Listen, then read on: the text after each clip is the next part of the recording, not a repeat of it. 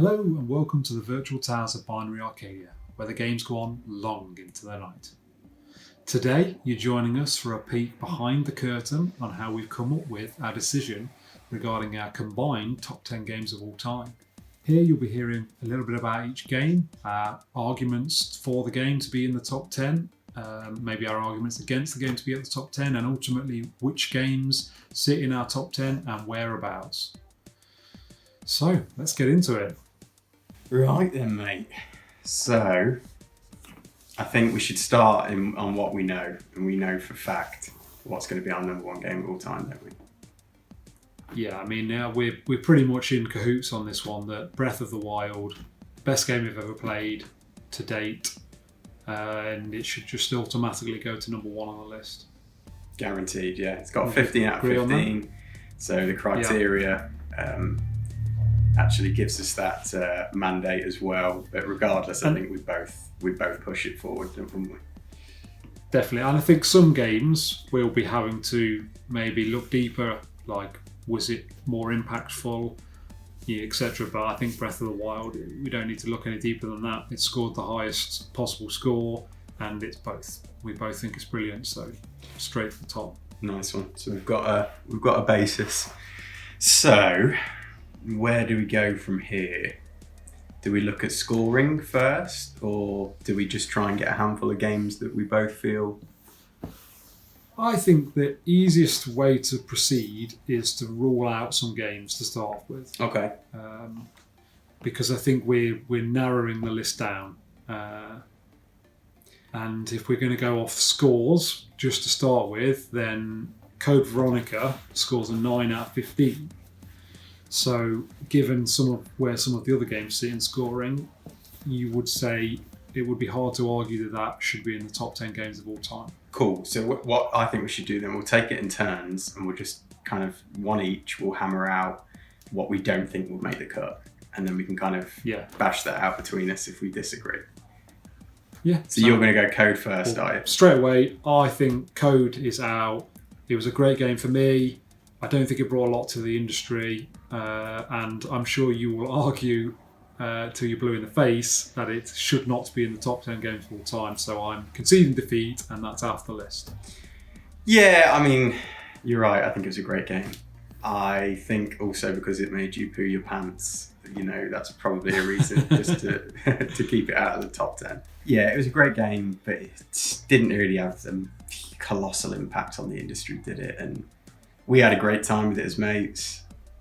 Exactly. Yeah. Replaying it a little bit for the purposes of getting the footage for this series, it was a bit clunk, a bit slow. So yeah, I'm happy. Let's knock that one out. And you would say that it's been overshadowed massively in terms of longevity by the remake of Resident Evil 2, which makes it look even more clunky and slow-paced. And yeah, it has a place in history, but it doesn't really have much relevance today. Yeah.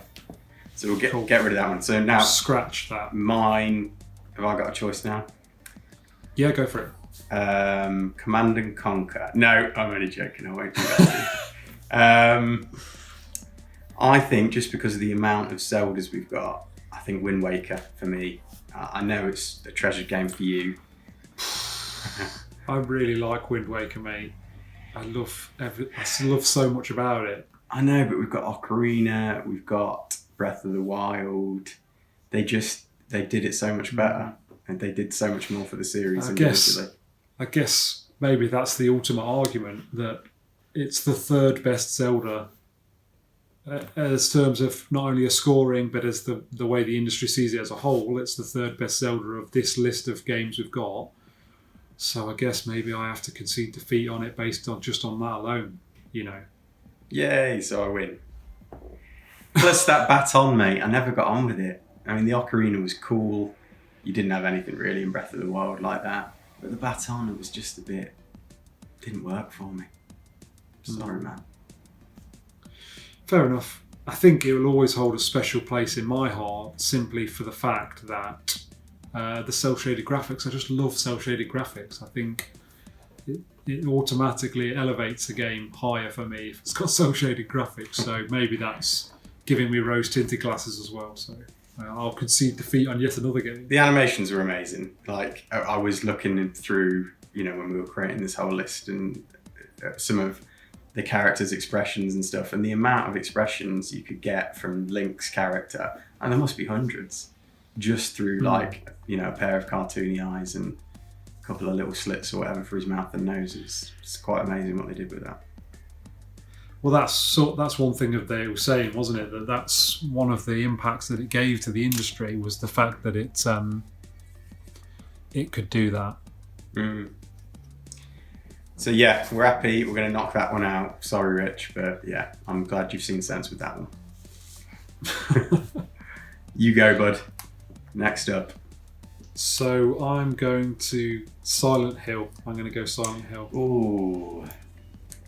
See, that's... Just get it out of there. It's a very... got a lot of memories with that one. Like early on in my kind of gaming, not career, but gaming history.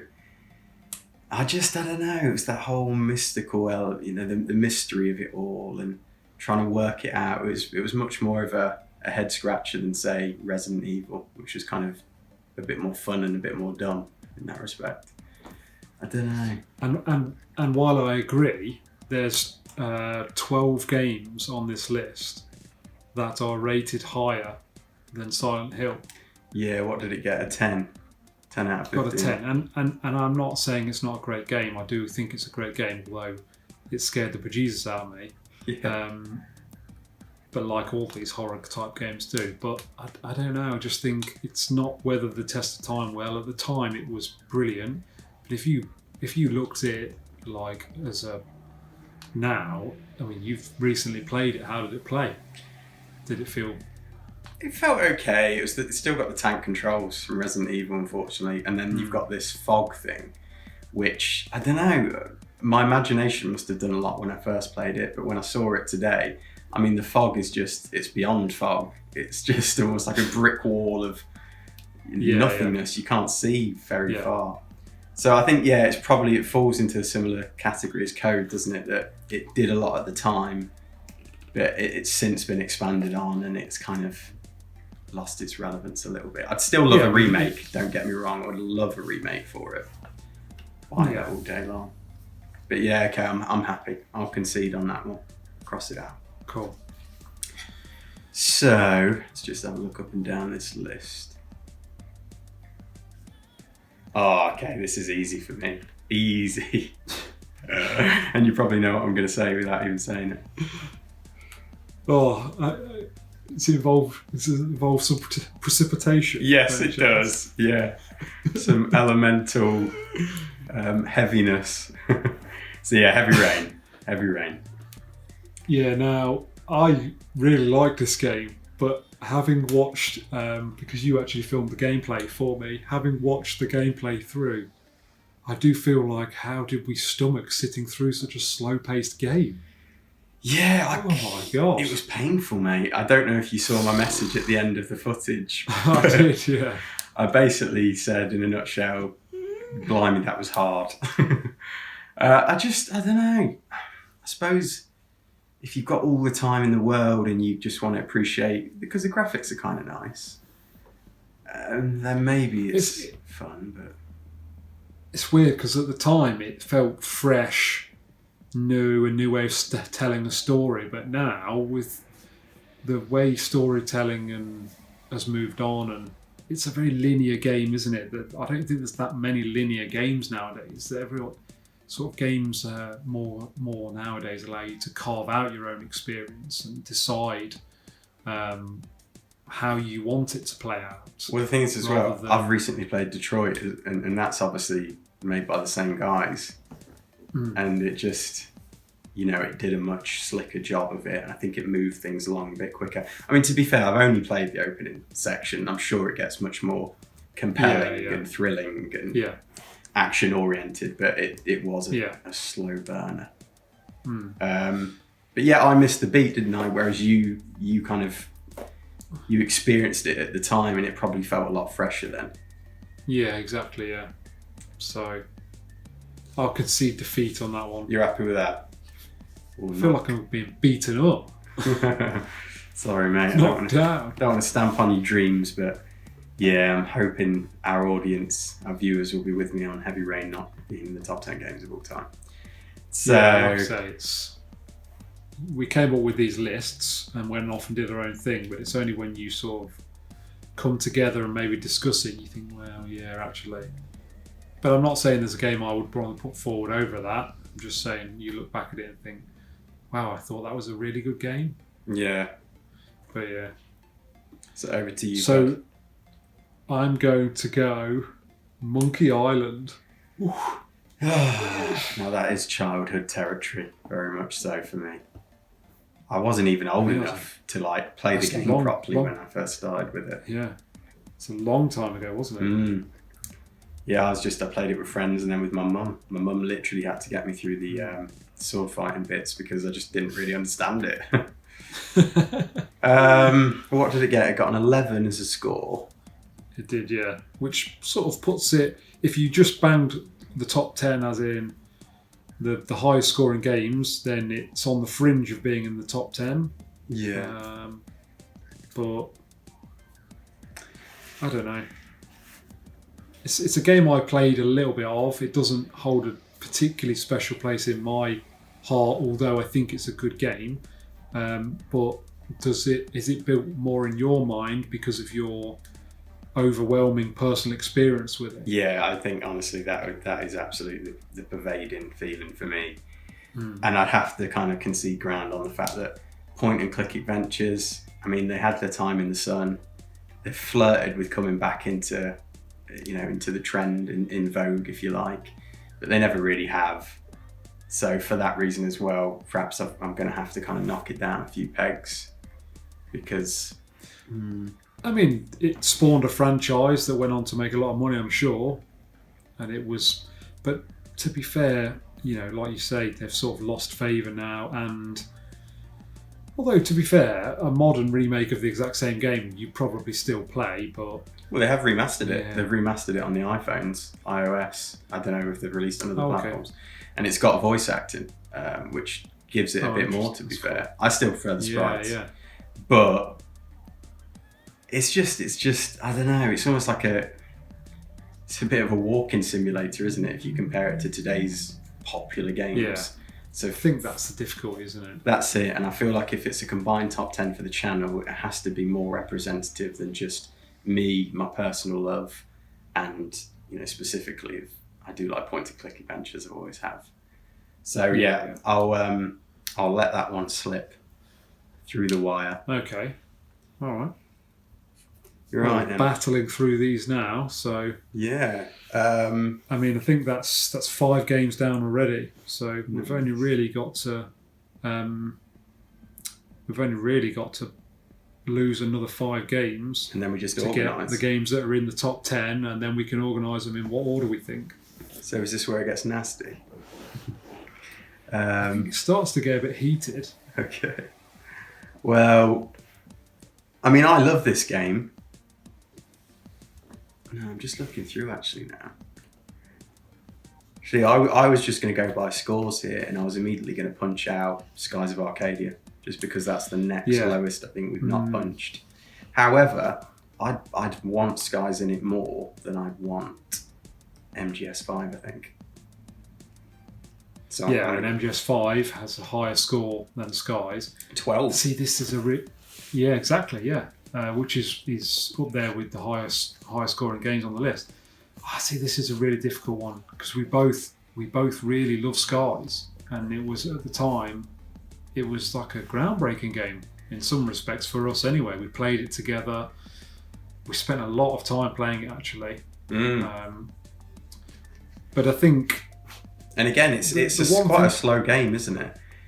I think it would feel very slow to play compared with this day and age, and even RPGs, which are generally a bit slower paced, it would feel very clunk. So I agree, and I think there's a few things, like it attempted to be an open world game, and that sort of scenario has been spoilt massively by the type of open world games you have now. And obviously for that reason it's marked down on longevity, which is one of the reasons why it scores low. And the graphics as well. I mean, even at the time, looking back at it now, I was looking at games that came out at the same time. Looking back at the time, it didn't even have like groundbreaking visuals. And again, I feel like that sort of marks it down. And as much as I want to see it in the top 10, I feel like maybe we both need to concede defeat on a game we both love and say, really, it doesn't stand the test of time enough to be in the top 10 games of all time for the channel. Yeah, I'll go with that. I mean, I will just say, though, to everybody out there, it is a terrific game. It is very underrated and unsung, probably because it was on the Dreamcast. And I don't know if it was by this time, Rich, that the Dreamcast was on its way out. I think it was towards the end of its life, but it's really interesting because it's the highest rated game of all time on the Dreamcast. I didn't know. And yet it didn't sell well at all. No. It just didn't have uptake at all. Didn't find an audience, bizarre. did it? And even when did they re-release it on? Was it on the Xbox or the GameCube? Yeah, no, I GameCube? believe it was GameCube HD, I think, or was it Legends? Was it Skies of Arcadia Legends? Yeah, that rings a bell. Yes. See. Interestingly, I didn't. I had a GameCube at the time when that was released, and I didn't purchase it as a second playthrough or anything. See, it is a colossal game, and it requires such a time commitment that I don't think it's one that you'd necessarily want to replay. But I'm glad we caught it when we did, because it did feel like, we had that weekend round mine, didn't we, with a load of mates, I think, and we just wanted to play that. We did. Yeah, part of the evening. yeah. But yeah, to the point where we were just rinsing through the story, Yeah. But yeah, and I think you mentioned MGS5. Let's just talk about that for a moment. Now, I love this game. I've recently played through a bit of this game to film some gameplay, and I've actually started playing it again. Albeit I've only done a couple of missions, but I really like this game. I do. I did really enjoy it. I don't know. There's something about it that leaves, or a number of elements in it that leave a little bit of a funny taste in my mouth. I don't know, for me, I think the most magical or perhaps the most profound MGS game I've played was like MGS2, Metal Gear Solid 2. That kind of, I don't know, scratched my soul the most, if you like. It leaves the biggest impressions and marks on me. And again, that might just be a personal thing in the way it felt like a kind of a generational leap at the time, I think. The technology, the things that they were doing, Kojima's ideas, and this did have a lot of innovations and a lot of cool things about it, but I think it's like perhaps all the stuff surrounding Kojima and Konami, and the fact that, well, as you pointed out in your video, the end of the game kind of lost its thread, didn't it? They made you repeat missions. You didn't really know where the story was going. It was turned into a bit of a mess towards the end. Yeah, it did. I think that just kind of leaves a bit of a funny taste in my mouth. And then, if we've become more enlightened in regards to some of Kojima's themes in games, which aren't the most ideal. Which again, you commented on in your video. But have you got any arguments for? I'll try and reconsider it. I mean, it's really difficult to argue. Like, it's in my top 10 games of all time, but for you, it doesn't even feature as the best MGS you've played. No, this is it. So it's really hard to argue that it should be in the top 10 when, for you, it doesn't even feature in your top MGS game, let alone your top game. So it's and I couldn't get that in my top that. 10, my MGS2, even though I love that. So yeah.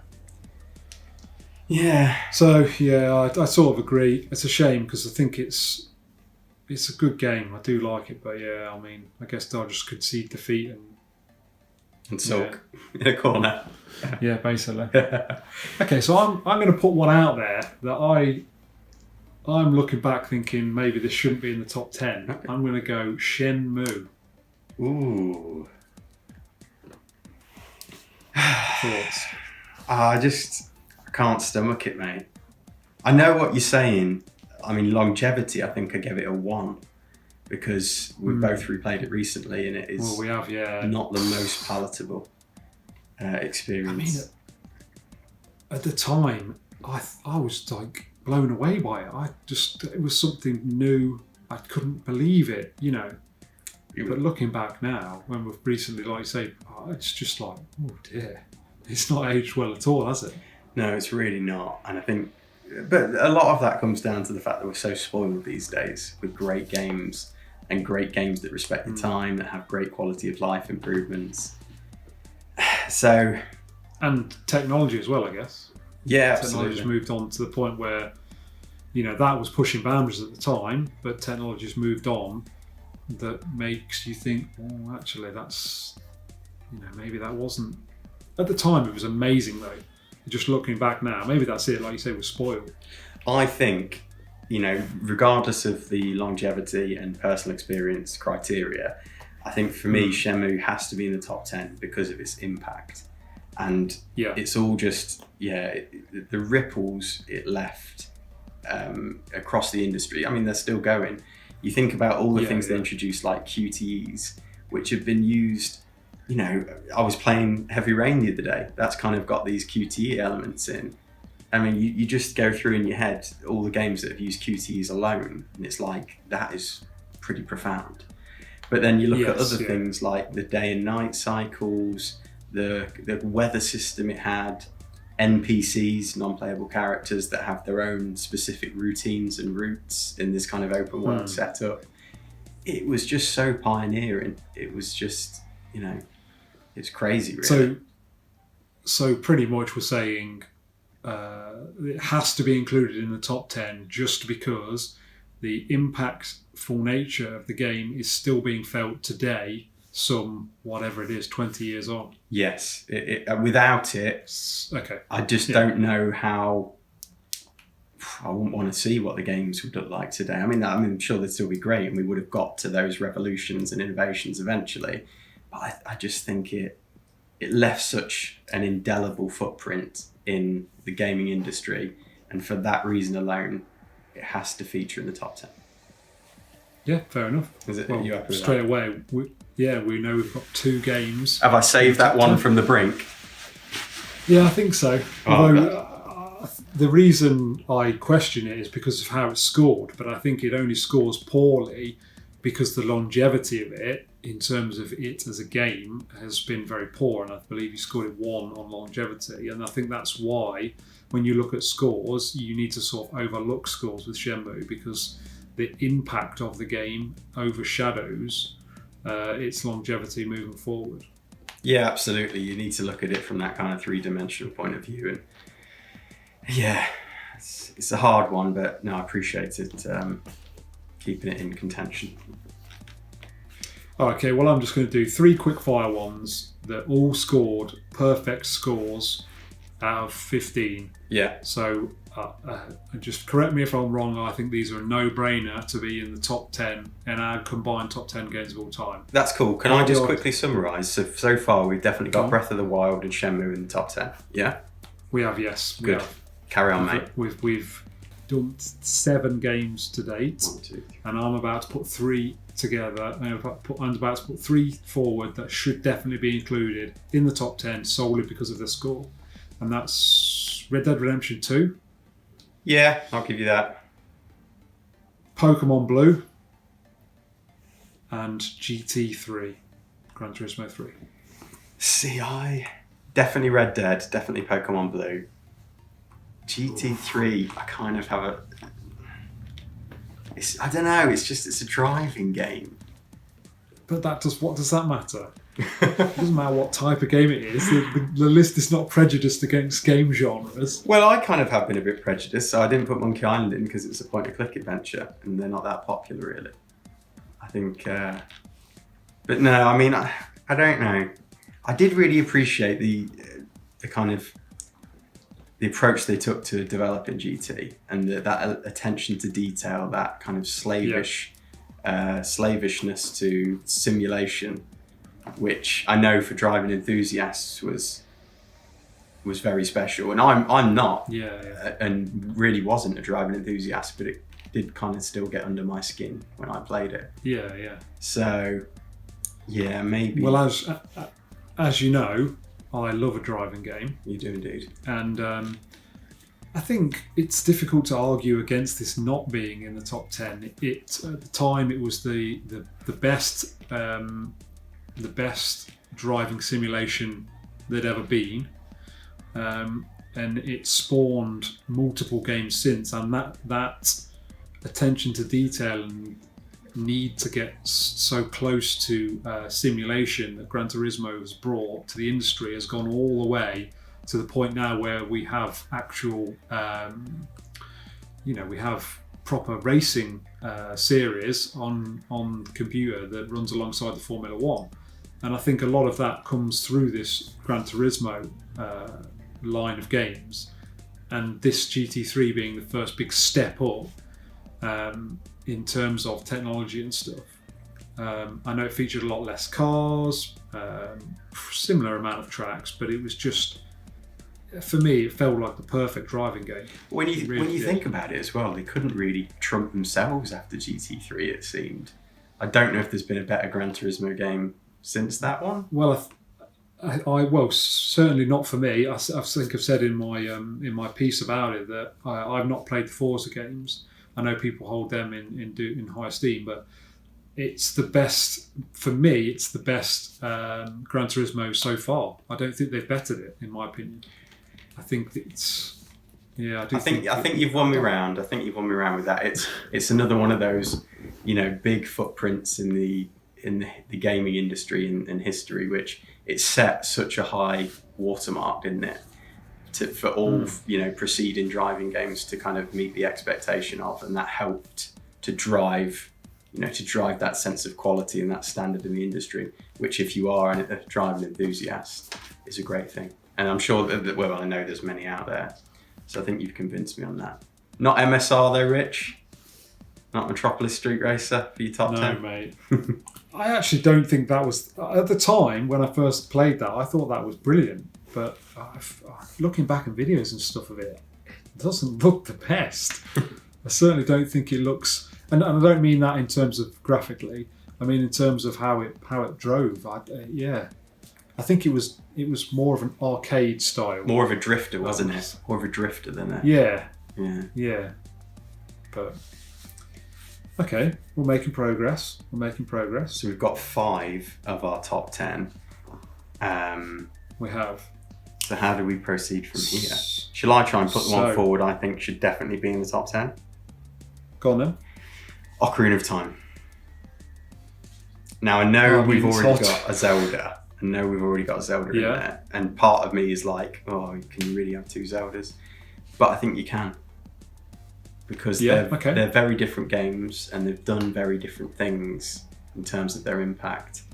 Again, like Shenmue, Ocarina of Time brought so many systems, techniques to the industry, like Z-Dark targeting, which help you lock on to enemies when you're in this kind of third-person perspective. You've got that context-sensitive button pressing, which allowed them to kind of simplify the controls and make them really accessible. Probably had a downside to it. I still kind of, I always look back and I think the ability to jump in Ocarina of Time would have been nice, but I think they were trying to simplify it to make it, to make sure it wasn't going to become too platformy in that respect, and to kind of really distill the formula and what they were going for with it.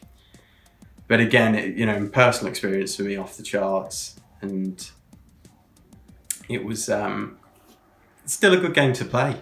We talked about games like Shenmue, which isn't, but Zelda Ocarina of Time is still a good game to play and still has legs in it.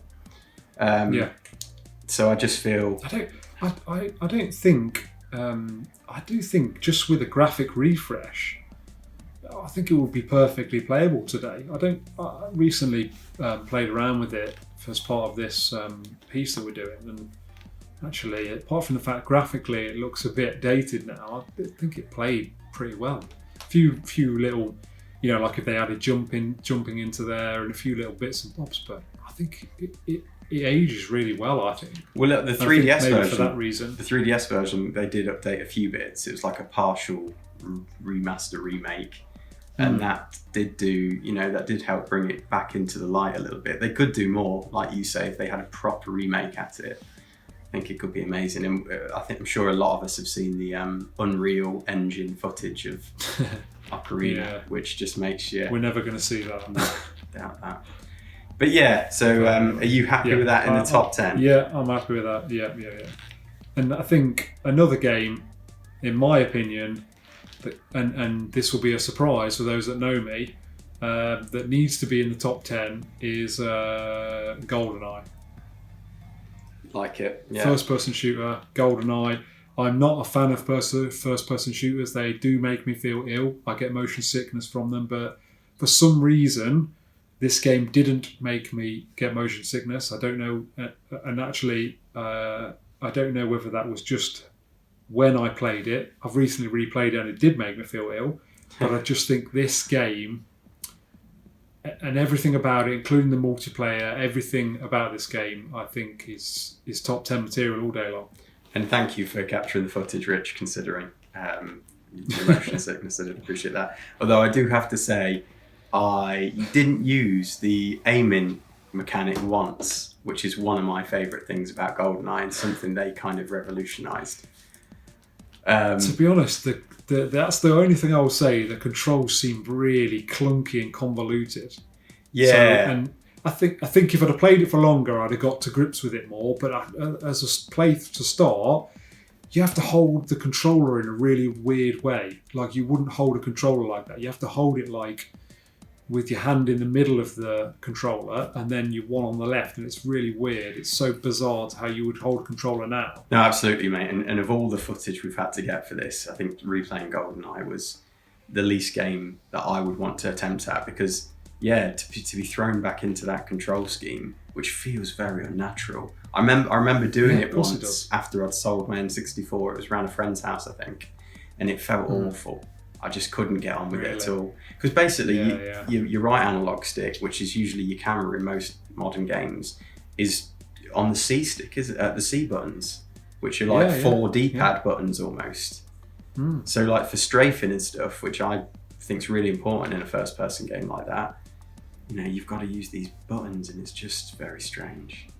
But yeah, like I say, so I struggled with the learning curve going back to it fresh in recent weeks, but I think it still holds. I mean, it still felt like a great shooter. It really did.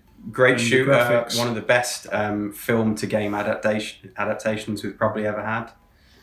Yeah. Graphics at the time, as you say in there, were just, they were crazy at the time. I remember reading magazines, and like I say, little revolutions like the aiming and these kind of multi-objective missions you got, which you could attempt in different ways. And the guards, the way the enemies died essentially, because depending on where you'd hit them, and you get a different animation. I was looking as well, on my playthrough, the guards, they don't just come at you. Some of them like duck down, so then you're having to aim down at them and stuff. And, for the time, it was a really clever bit of game, Yeah, really good. So really as a piece of technical exercise, it was really up there. So I think it's a no-brainer that it's in the top 10, maybe even in the top 5. There's something to aim towards. So what have we got? 1, 2, 3 more slots to fill for the top 10. Yes, we have. Yeah. So out of the games we've got left, I'm definitely going to put GTA 3 in there, mate. Yeah. Okay. I can't really argue against that. It's a colossal franchise, isn't it? Much like Pokemon. It's done so much for the gaming industry. It's become this kind of like monolithic franchise that you kind of feel will always have a place in video games. Yeah. I think as well, it was the first 3D open world game that I can remember. There was a truly open world game you could go anywhere. Would you agree with that?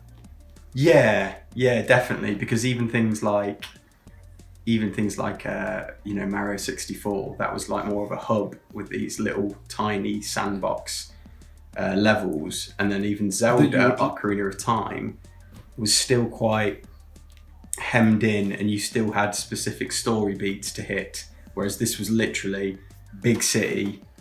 You didn't even have to do the missions, did you? You could just have fun going nuts around the city. And I think that's the one thing at the time. I seem to remember them. Did they release some videos of it? And everyone was like, "Oh my god!" They could not believe what they'd done. They'd taken this top-down view, and then that was done all that simply for the limitations at the time. They'd taken that and created this fully 3D world, 3D character, third-person view. It just at the time it was just colossal. The impact that it had. It sort of changed the way you thought about games. Yeah, no, I definitely agree with that. It's a big sense of freedom thing, wasn't it? It was just like, whoa, suddenly it's like, then you start to get excited about where, I know what you mean, about where things are going, where things are moving, how good this sort of thing become. So definitely up there. Have you got any others? I think I can see one, which I think you'd like to crowbar in. There's one more, which I personally have to have in this top 10, and that's Command & Conquer. Okay. Argue away. I don't think I'm... It's another one of those things, I would say. It's a bit like driving games or point and clicks, where it's one of these kind of peripheral game genres, which, I mean, driving games should probably... that's not quite true, as it's not really a peripheral game genre, but driving games are really popular. But it's similar, more similar than to point and click adventures, where it's never really come into mainstream popularity, you would say. Mm-hmm. And therefore, I don't know, it just feels a bit wrong to have it in the top 10. However, I have played it for the most part. I think most of it was probably over your shoulder. Although I did play Red Alert quite a bit. And it's a great game, and the concept was executed perfectly, and I know how much it means to you. The one thing I would say, there are no genre-defining games on this list, apart from Command & Conquer. It set out the benchmark for the genre of real-time strategy games.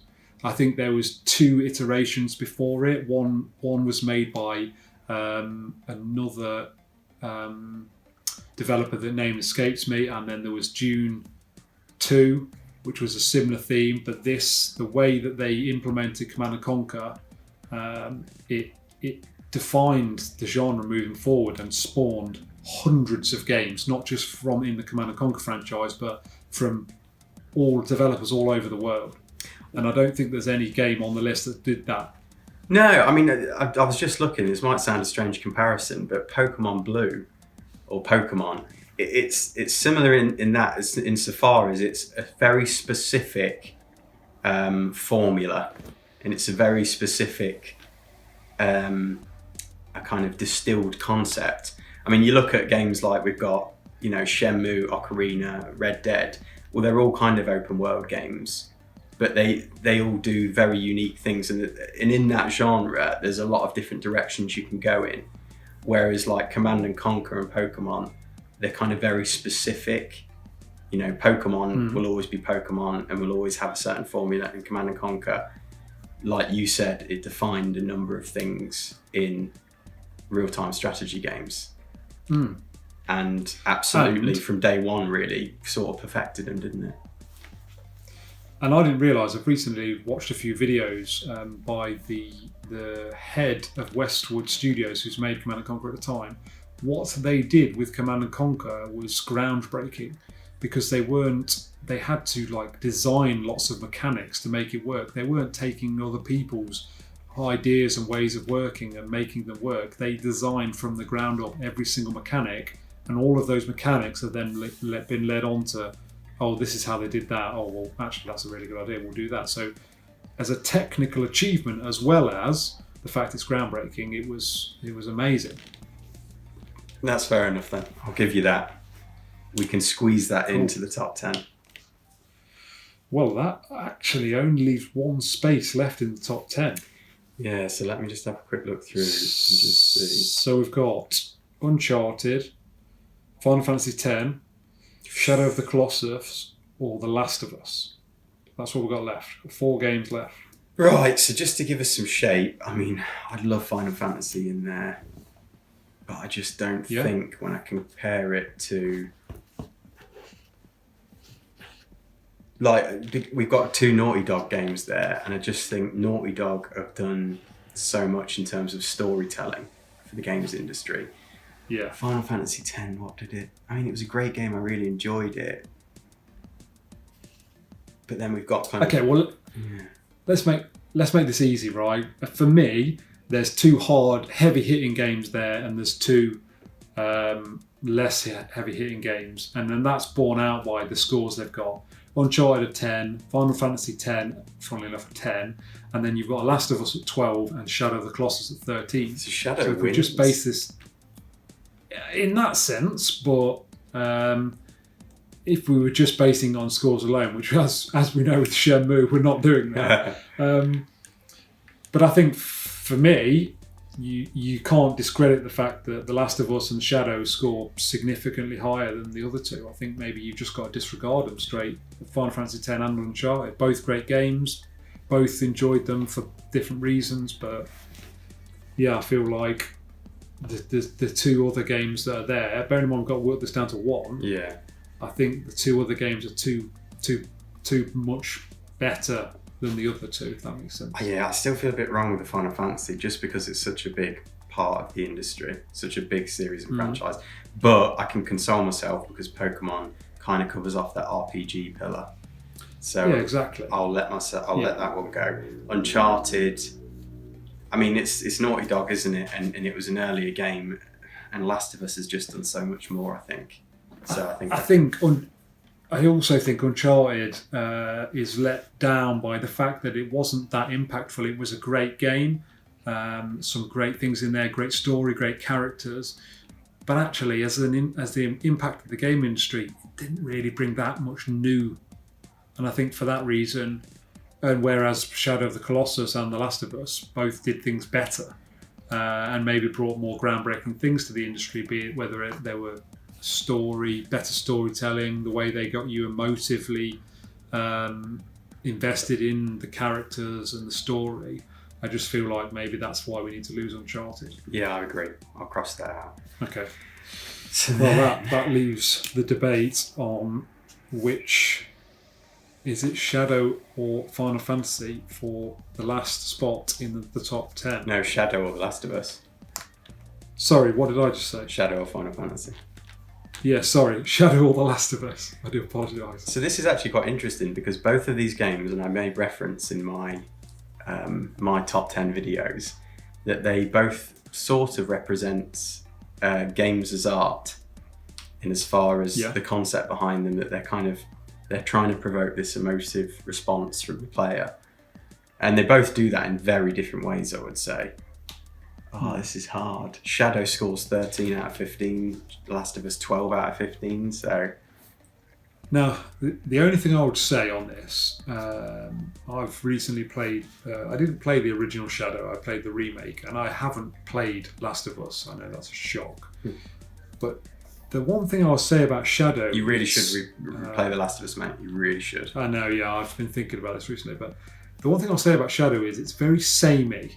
So you're tasked on doing the same or a very similar thing over and over. Yeah. Whereas certainly from videos I've seen, from gameplay videos and stuff, The Last of Us, it's a very diverse game. Sometimes, I don't know, you might be sneaking, you might be doing stuff, traversing land. I feel like there's more variety in the gameplay. Some more diverse. Yeah, exactly. Yeah. And I feel like maybe The Last of Us maybe should be included, maybe just because of that.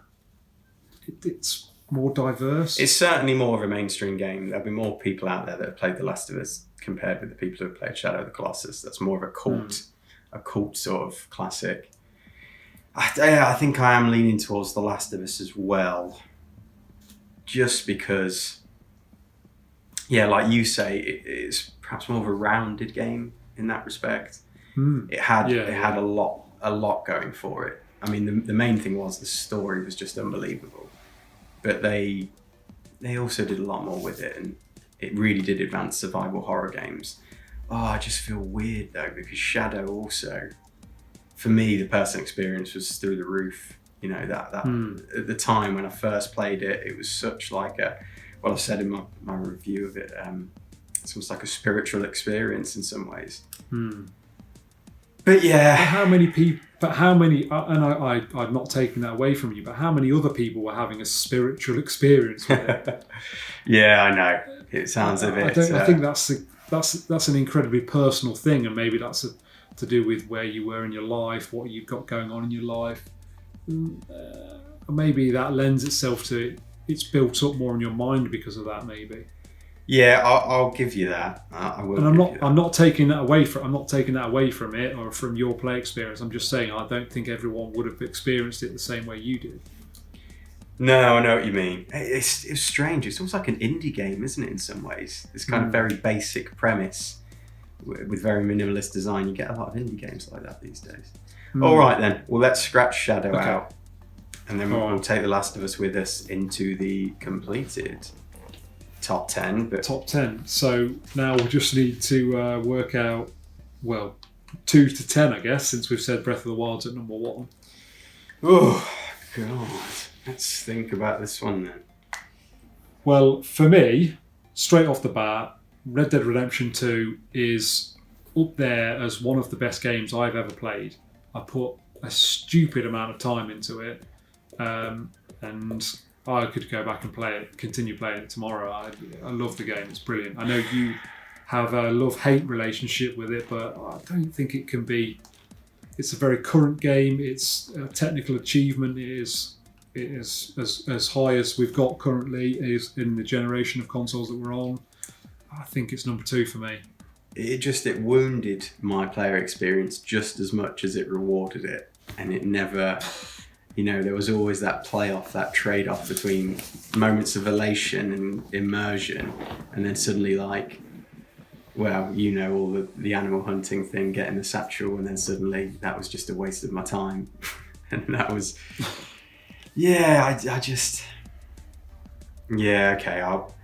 technical, its technical exploits alone are amazing. It's the best game to date I've ever seen graphically. And I suppose in terms of the whole world building element as well. It's got so much going for it. It's a massive map. It's got these emergent moments like constantly throughout, a great story. Yeah, I'll give you 2. Okay. I'll give you Now, I'm pretty certain I know what you're going to say is number 3. Yeah, I think I'm pretty certain with, I don't know if I'd have GTA 3 up there. But no, I'm going to go GoldenEye. Golden era for me, N64. Well, it's number 3. Oh, excuse me, no. I don't know whether you've misspoke, but I was convinced that you were going to say another. No, you're right. That's on the list. Yeah, no, you're right. I think it's because in my head I've already decided on it, so it's there regardless. Sorry, I'd like Ocarina of Time at number 3, please. Yeah, and it's hard to argue against that. Yeah. It's a brilliant game. It's up there with Breath of the Wild, just as my personal experience puts Red Dead Redemption in front of it. That's why maybe it's number 3. And also, could you really go 1 and 2 with Zeldas? Maybe not. I could quite easily, but lock it in, number 3, done. Yeah, lock that in at number 3. Well, I've already shown my hand on this next one. Tied up. The N64 was a golden era of consoles for me, and a lot of the games always will have a shine, but I still can't, GoldenEye, playing it, the multiplayer, I just played that game non-stop. Wasn't distracted by any of the games, I don't think, at the time. It was just, it got its hook so far into me, and even to this day, such a nostalgic game to look back on. Yeah. Agreed, mate. Agreed. And I still think it plays well, albeit with the weird controls. It still plays well. I think if you could get back used to the weird control system, I think you could have a fun time with it. So I think I'm convinced, mate. If they map that to a dual analog stick setup, oh mate, you'd be laughing. You'd play it all day, wouldn't you? Yeah. You'd play it all day, wouldn't you? Yeah. It'd be a great. That's the only thing that's weird about it. Just how you have to hold a controller. It feels so odd nowadays, but and hopefully they do something like that with the N64 Classic, which Mini is it, which everybody's hoping for, but who knows? Yeah. So number 5. I think it gets tough from here on in. I do think it gets tough from here on in. So I personally think I'm not going to be able to argue Command and Conquer any higher than 10 because you'll just shoot me down on it. So, and you've already said you think it's a bit niche anyway. So we've got GT3 and CNC in there, mate. So I'm going to say, you can argue about those between you for 9 and 10 spot. I'll give you those. Gosh. Okay, fair enough. No, not necessarily. Right then, mate. Well, I think the next game should be, we've looked at a lot of open world. We've got a shooter in there. I think it needs to be focused on storytelling, which I think is a massive part of games. Of course. Well, that puts you into The Last of Us or Shenmue then. There are two main storytelling games on the list. Well, Pokemon had a story, but yeah, I would say I'd agree with that. There was much more of a detailed, mature story in The Last of Us and Shenmue. Okay. So, let's just go. Well, it's got to be The Last of Us then. Yeah, longevity-wise and everything. And Shenmue is, some would argue, tentative on this list top 10. Yeah, I'll agree with that then. So it's The Last of Us. So it's The Last of Us. Yeah. So that's your top 5 locked in, basically. Nice. And then, so what are you then saying? Are you then saying Shenmue comes at 6? Just because of how groundbreaking it was? No, you know what? I'm going to concede that now. I think we should move that down the list. So I think we should move Shenmue down. So then that leaves us number 6. I think for me, it's got to be between Pokemon or GTA 3. Again, services to the industry, popularity, colossal franchises which are still going to this day, and I can't see an end date. That's the difficulty, isn't it? How do you... Because they're both massive. They're both... Well, I think we're looking at a new GTA 6 next year, new Pokemon this year, and they're all a variation on the original themes that were set out in these sort of games, albeit these weren't the originals. I think that's how do you split the two, mate? I mean, as a technical exercise, GTA 3 is far, far better than Pokemon. Absolutely. But then different consoles, very different consoles. So yeah, of course, yeah. I don't know. There's a Nintendo fanboy in me that's saying Pokemon because I love Nintendo, and yeah, I was younger at the time though, and I just played Pokemon to death. Okay, let's look at scores. GTA 3 is a 13, Pokemon's a 15. Is that an easy way of saying that Pokemon should be next? Yeah, I think it is. Because it's hard to split those two games, really. So the scoring, we can come back to the scoring. The Nintendo fanboy in me will take that logic and run with it, so I'm happy with that. Okay. So we're going to put Pokemon Blue locked in at 6. Yeah. And then GTA 3, are we saying pretty much 7? Yeah, 7, I guess, yeah. Okay. Yeah. So we're going to have GTA 3 as 7. So I'm thinking probably Shenmue at 8. Just because it's hard to argue a racing game and a real-time strategy game above a big storytelling game. Well, I'll tell you what, mate. I'm going to let you... I feel like I've had it my own way a little bit, at least for the past few years. So I'm going to give you... The only thing I would say is... number 1? No. Can I compare number 1? Oh, sorry. Not overall. They're locked in.